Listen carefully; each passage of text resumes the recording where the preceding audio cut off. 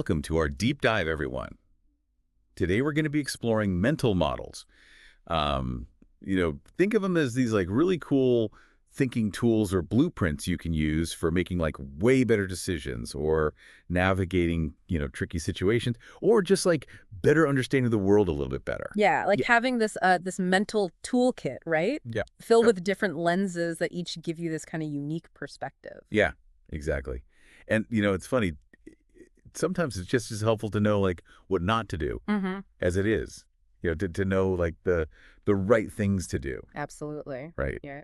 So we're going to touch on some anti-mental models today, too. Those like common thinking traps we want to try to avoid. Yeah. But let's start with decision making. Okay. We all make a ton of decisions every single day, but are we making them well? Mm. I'm always looking for ways to make like sharper choices. So I'm excited to dive into this. Well, one of the most popular mental models for decision making is the Eisenhower matrix. Oh, yeah. And it helps you cut through all the noise and figure out what's actually important. Because you see, we so often get caught up in like the urgency of a task and mistake that for importance. Yeah, no, I struggle with that all the time. It's like my inbox is constantly overflowing and I feel like I'm just, putting out fires all day long. So Right.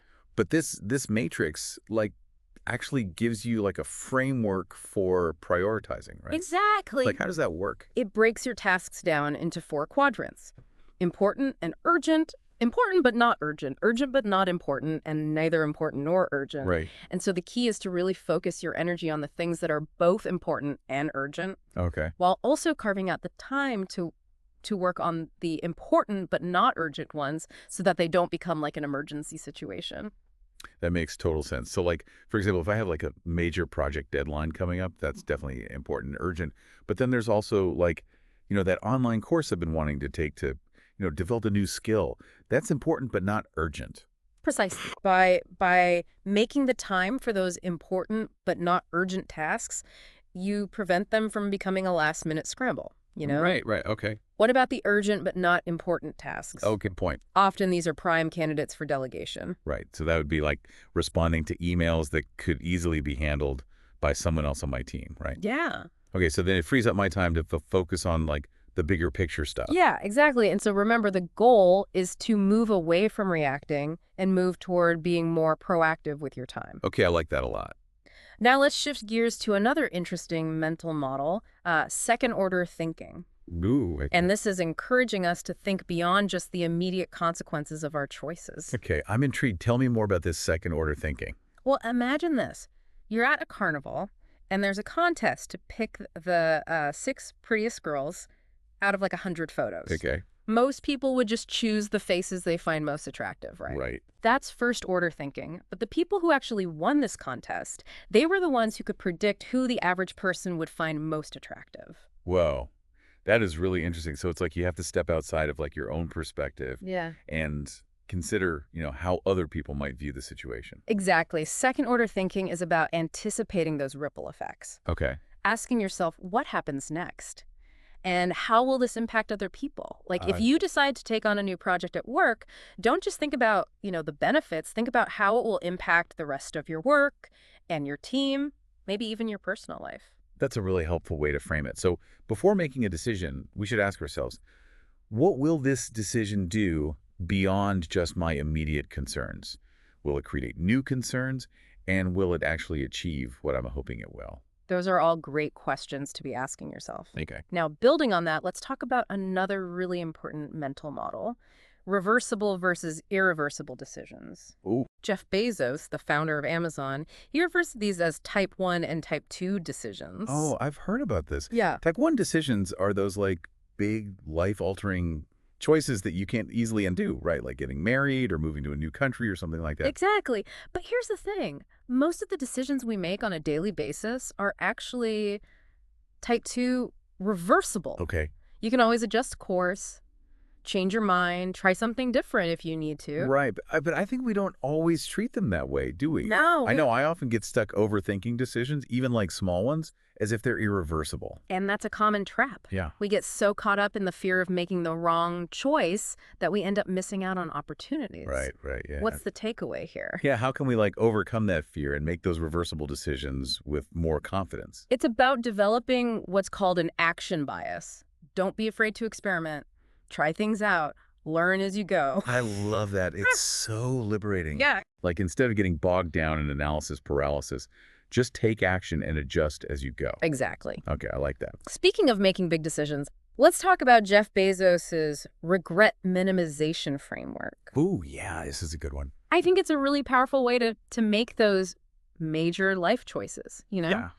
The idea is to project yourself into the future. Let's say you're 80 years old. Go. Looking back on your life, ask yourself, will I regret taking this action or will I regret not taking it? So it's like taking the emotion out of the present moment and viewing it from like a long-term perspective. Exactly. And this framework can help you make choices that are aligned with your values and your long-term goals. Like think about Bezos leaving a secure job to start Amazon. Right. He knew he'd regret not giving it a shot even if it failed, Wow. but he wouldn't regret trying and learning from that experience. I love that. It really flips the script on how we think about risk, right? Yeah. It's not about avoiding failure. It's about avoiding the regret of not trying at all. And it doesn't have to be these big entrepreneurial leaps. This framework can be applied to smaller decisions too. Like, let's say you have the opportunity to volunteer on a project, Right. but it requires a big time commitment. Yeah. Using the regret minimization framework, you might realize that you're more likely to regret missing out on that chance to contribute than you are to regret giving up some of your leisure time. That's such a good example. It really highlights how this framework can help us like align our decisions with our values. Now let's switch gears a bit and talk about some mental models that can help us see the world more clearly, help us understand situations more accurately. Yeah, okay, I'm ready. Lead the way. Let's sharpen our perception. Awesome. Okay, so we've talked about making better decisions, but like, what about just understanding like the situations we find ourselves in? I know I've definitely been guilty of like, jumping to conclusions or getting stuck in like a really narrow viewpoint. Yeah. And a really helpful mental model for broadening your perspective is the idea of seeing the map, not just the terrain. Oh, okay. It's recognizing that our initial perception of a situation is often very, very limited. Okay. We kind of mistake a snapshot for the whole picture, Right. not realizing that things can change over time and under different conditions. That is such a great analogy. It reminds me of this time I visited Chicago, like in the summer. Uh-huh. And I thought it was like the most amazing city ever, like all sunshine and festivals and stuff. Right. But then I went back in the winter and it was like a completely different beast. Exactly. If you'd only experienced Chicago in the summer, you would have a very, very skewed perception of what the city is actually like. Totally. Similarly, we often judge people or situations based on like a single interaction Oh, or yeah. very limited information without considering the broader context. It's like that time I like totally misjudged a coworker Uh-huh. based on like one tense meeting. Yeah. Only to find out later that he was going through like a really tough personal situation. Right. If I just like taken the time to understand what was going on behind the scenes, I would have been way more understanding. Absolutely. Seeing the map means looking beyond that initial snapshot Okay. and considering like the historical context, the different perspectives involved, and the potential for change over time. Okay, so it's about stepping back and asking yourself, what am I missing here? Exactly. Okay, I like that. Speaking of things that can like really shake up our perspective, what about those like unexpected high impact events Oh, yeah. that seem to come out of nowhere? Yeah, the Black Swan events, right? Yes, precisely. Yeah. Those unpredictable things that happen that can totally throw us off balance. Yeah, and I think the challenge with those Black Swan events is that they can really distort our view of the future. Yeah. Like we start making decisions based on like fear or the assumption that these rare events are like the new normal. Right. That's exactly the trap we want to avoid. Right. It's important to remember that while impactful, these events are often outliers. So how can we like keep those Black Swan events in perspective without letting them, totally derail our thinking? Well, first, acknowledge that they're going to happen from time to time. Okay. Some things are just out of our control. Right. Ask yourself, how much of an outlier is this event? Is it like a once-in-a-lifetime thing, or is it something that, while rare, is probably going to happen eventually? Right. And then ask yourself, can I reasonably do anything to prepare for or mitigate the impact of similar events in the future? That's such a good point. We can't let like the fear of the unknown paralyze us. Right. Or prevent us from taking like calculated risk. Exactly. It's all about finding that balance. Right. Right. between being prepared but also accepting that some things are just beyond our control. That's right. Okay. Now let's talk about regression to the mean, which is the idea that things tend to even out over time. Ooh, yeah, I definitely experienced this. Like, when I first started working out regularly, I saw like amazing results right away. Uh-huh. But then things kind of plateaued. Yeah. And I realized those initial gains were partly due to just like the novelty of it all. Yeah. Like I had to kind of adjust my expectations Yeah. and understand that consistent progress, while maybe not as dramatic, is like what really matters in the long run. We so often mistake those initial extremes, Yeah. whether they're high or low, as a new trend, when really they're just temporary Right. deviations from the average. So we shouldn't get too excited about those early successes or like too discouraged by the initial setbacks. That's right. Okay. Understanding regression to the mean helps us make more rational decisions based on long-term trends rather than those fleeting extremes. I like that.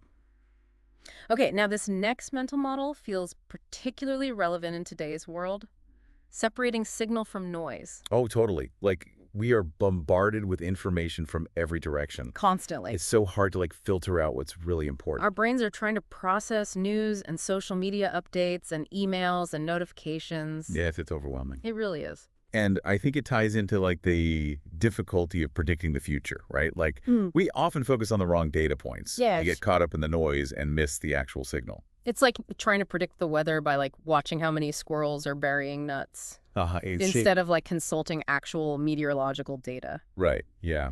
The statistician Nate Silver, he wrote a book called The Signal and the Noise. And he argues that this is a problem even for experts. Really? They get caught up in their own biases and only see the data that confirms what they already believe. Right, so they miss those like subtle signals that might point to something different. Exactly. So how can we get better at filtering out all that noise and honing in on like the real signal? It takes practice and a willingness to challenge your assumptions. Okay. Bayes' theorem is a really helpful tool for this. Ooh, that sounds intimidating. Can you break that down for me? Sure, it's basically a way to quantify uncertainty and make more accurate predictions by considering both our prior knowledge and the new evidence as it comes in. So it's like updating our beliefs as we gather more information. Precisely. Think of it like this. You think it might rain today because you saw the weather forecast. That's your prior knowledge. Yeah. But then you step outside and see dark clouds gathering. That's the new evidence. Right. Bayes' theorem helps you update your belief in how likely it is to rain. Okay. So you're more likely to grab an umbrella. That's a really good way to explain it. It's like we're constantly refining our understanding of the world as we learn new things. Now, speaking of things that can cloud our judgment, we have to talk about cognitive biases. Uh-oh, those pesky little gremlins Yeah. in our minds, right? Always trying to, whisper that bad advice. Our brains are wired for efficiency, but not always accuracy. Yeah. And these biases are like these ingrained patterns that can lead to systematic errors in how we think. Right. Okay. So can you give us a few examples of these cognitive biases so we can be on the lookout for them? Sure. One of the most common is confirmation bias, which is our tendency to seek out information that confirms what we already believe. Oh, I know this one all too well. It's like when you get into a political debate online. Yes. And you only read the articles or watch the videos that support your side. Exactly. And totally ignore anything that challenges your viewpoint. That's a perfect example. Right. Another one is availability bias. Okay. Which is our tendency to overestimate the likelihood of events that are easy to recall or that have gotten a lot of media attention. So if you watch a lot of crime dramas, you might think that violent crime is way more common than it actually is. Right, because those images are so vivid and available in your mind. Right. Okay, so just being aware of these biases is the first step in, like, overcoming them. That's right. Okay. Once you know how your brain is distorting reality, you can start to question your own assumptions. Right. And look for evidence that challenges those initial perceptions. Okay, so now let's move on to some mental models that can help us like shift our perspective and see things from a new angle. Okay, I'm ready. Lead the way. Okay, so how do we actually like go about challenging our own perceptions and getting those fresh perspectives? Well, one really interesting mental model for this is the idea of peer reviewing your opinions. It's like borrowing a concept from like academia, where researchers submit their work to be scrutinized by, other experts. Right, right. So instead of just assuming our opinions are like the gospel truth, Right. we should actively seek out feedback Okay. and different viewpoints. Especially from people who might disagree with us. Exactly. You want to test the strength of your convictions, Yeah. not just blindly defend them. You know, it's funny because we often do the opposite, Yeah, right? yeah. Like we seek out validation for our opinions, surround ourselves with people who agree with us. Right. But this is encouraging us to do the opposite, to like actively seek out dissenting voices. Exactly. Those dissenting voices can help us identify our blind spots, Yeah. consider alternate explanations, and ultimately come to a more nuanced understanding of the issue. I like that. It's like having your own personal board of advisors for your beliefs. Yeah. You know, our source material had a sunny example of this. Imagine like a zoologist, a zookeeper, and a veterinarian all debating like the ferocity of lemurs.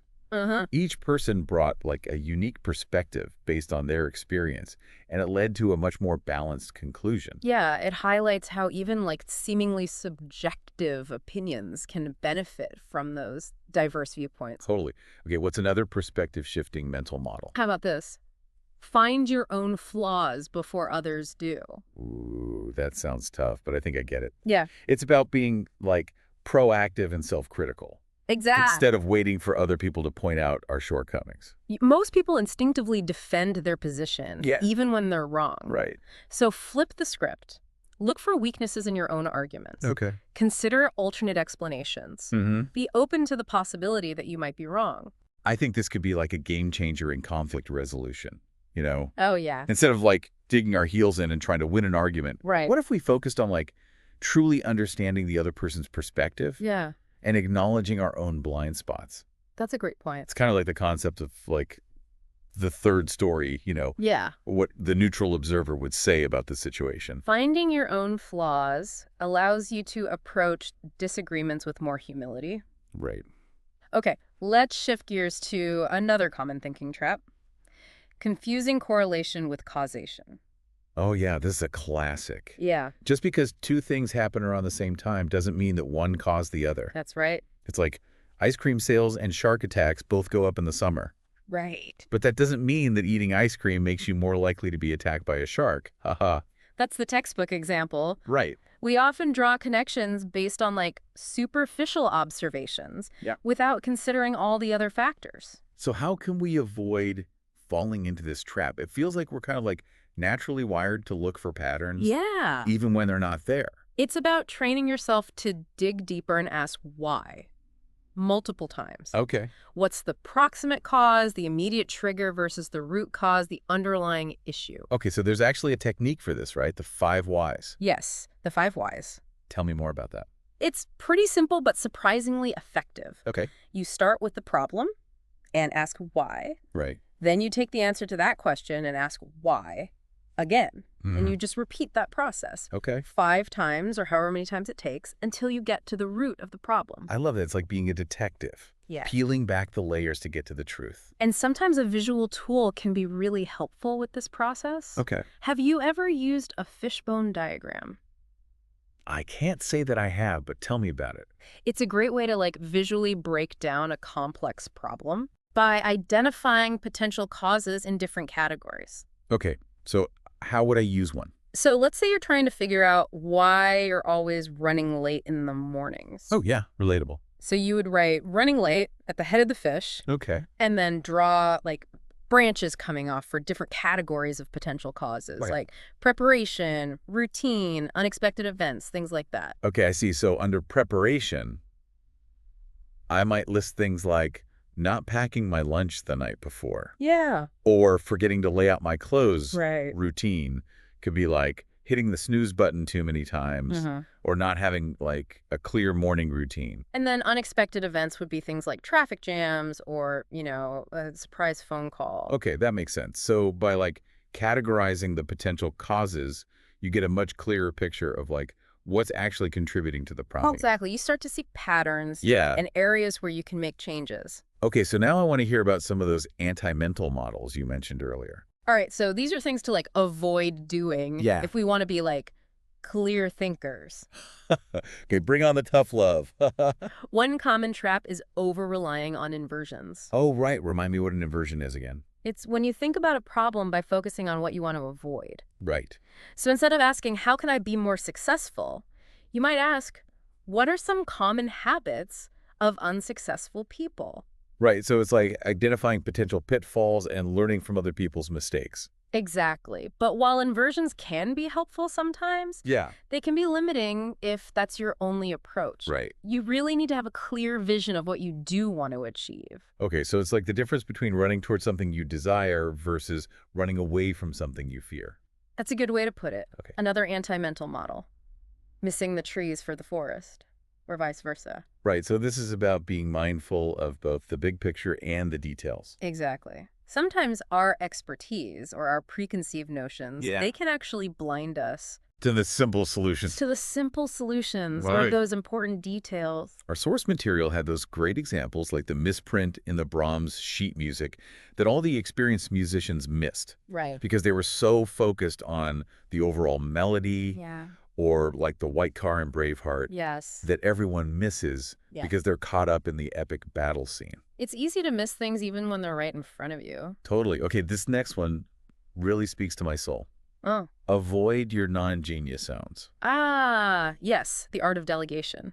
Ah, yeah. And knowing when to say no. It's all about understanding your strengths, right? Mm-hmm. And focusing your energy on the things that you're really good at. That's right. And then delegating or like eliminating those tasks that are just draining you or that don't add much value. You're basically creating a don't-do list. Right. Freeing up our time and energy for those things that we truly excel at. Ask yourself, are there tasks I'm doing that could be done just as well by someone else? Or are there tasks that don't really align with my goals? Oh, yeah. And then what about the things that are like 90% done? Oh, yeah. Is it worth obsessing over that last 10%? That last little bit. Or should you just move on? Okay, yeah, those are really good questions to ask. This next one is all about doing the right thing, not the easy thing. I feel personally attacked. Haha. No, it's true. It is so tempting to just choose the path of least resistance. You have to be honest with yourself. Recognize when you're making excuses. Yeah. A good question to ask is, how will I feel about this decision in 10 minutes, 10 hours, 10 days? Ooh, yeah, that's a good one. Will you feel good about doing the hard thing? Right. Or will you regret taking the easy way out? I remember that example from our source material about like choosing to go to the gym versus meeting your coworkers for dinner. Yeah. In the moment, skipping the workout feels way more appealing. Right, but then you might regret it later. Exactly. So you have to recognize those patterns and choose that long-term satisfaction. Okay, let's talk about the sunk cost fallacy. Ah, yes. This is when we stick with something just because we've already invested so much time and energy into it. Oh my gosh, this one is so relatable. It's like staying in a job you hate or continuing to work on a project that's clearly not working. Just because you've already put in so much effort, It's tough to let go. we get attached to our past investments. Yeah. And we lose sight of the bigger picture. So how do we break free from this fallacy? How do we make those like more rational decisions? Ask yourself, if I were starting fresh today, knowing what I know now, would I still choose this path? Ooh, that's a good one. If the answer is no, it might be time to cut your losses. It really helps you reframe the situation, right? Focus on the future instead of dwelling on the past. Exactly. Okay, last but not least, let's talk about Murphy's Law. Anything that can go wrong will go wrong. Yeah. It sounds pessimistic, Yeah. but there's a valuable lesson there. It's about being prepared. Yeah, exactly. While it's often used as a joke, Murphy's Law can be very practical. Right. It reminds us to anticipate potential problems, create backup plans, Right. double-check our work. I remember our source material talked about the Air Force and how they attribute their incredible safety record to their belief in Murphy's Law. That's right. Like they really rigorously test their systems. They plan for the worst-case scenario. Exactly. A healthy dose of pessimism can actually lead to greater safety and success. That's right. Wow, we covered a lot of ground today. I feel like we've really upgraded our mental toolkit, you know. I agree. We talked about decision-making frameworks, those perception-shifting models, all those sneaky thinking traps. It's been a really fascinating exploration. It really has. The goal isn't to memorize every single model, Right. but to find the ones that work for you. Yeah. Make them part of your everyday thinking. I'm already thinking about how I can use the Eisenhower matrix to prioritize my to-do list. That's great. Or the regret minimization framework to make those big life decisions. Yeah. And I'm definitely going to be more mindful of all those biases that are always trying to trip me up. And remember, Learning and applying these models is an ongoing process. Right. So keep exploring, keep experimenting. To our listener, we hope this deep dive has given you some new tools and sparked your curiosity. Yeah. What mental models resonated most with you? How can you start applying them to your life today? Keep those questions in mind as you go out there and do your own exploring. And remember, the more you expand your mental toolkit, the better equipped you'll be to make smart choices and understand the world around you. Until next time, happy thinking. Thank you for joining us at Wisdom House, where we bring you timeless insights from the greatest books. If you found this deep dive valuable, don't forget to like, comment, share, and subscribe to Wisdom House. Stay curious, stay inspired, and we'll see you in the next video.